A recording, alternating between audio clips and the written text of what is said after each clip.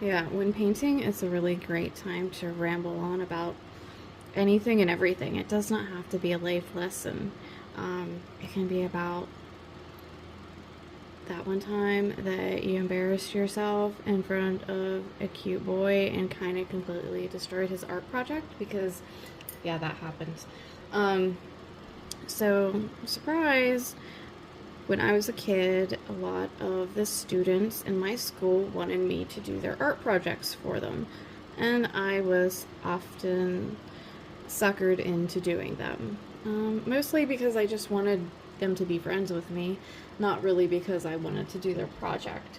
But in art class, there was this boy, and he was he was a little bit older than me, and he was a grade or two above me, and so it was kind of cool that we had an integrated art class with different grade levels. I think I was in eighth grade then, and so he was in ninth or 10th, I believe.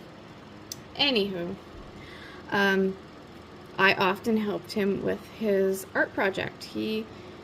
Let me just say, he was more good looking than artistically inclined. And I just really wanted to not be awkward around him. So the best way to do that was to just do art because it comes so naturally to me.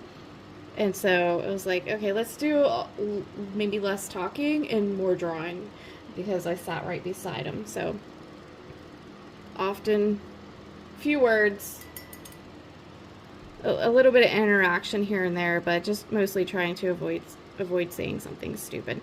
But that day we were working on a project and we were sealing up our pastel window type pieces that we did. So it was a view looking out a window. That was the artwork done in pastels. And I don't even know to this day what product we were using to seal up our pieces, but because I'd never used it before and I have not used it since, I was not sure about the qualities of the product. Well, you had to paint it on with a paintbrush. And so there I was helping him seal up his piece because I had already finished my project. And because it finished up and sealed up so nicely, he was like, hey, I have never done this before. Can you help me seal my project? Just like, of course.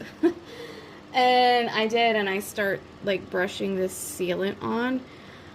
And to my horror, wouldn't you know that there's like a window of time that you have to get the sealant on before it starts drying up. So if you brush over after it has started its drying time, it kind of tears and peels up that sealant along with the artwork. And I unfortunately accidentally put a few tears in his piece, and it kind of just had this rough look to it. I was so horrified, so completely sad about it.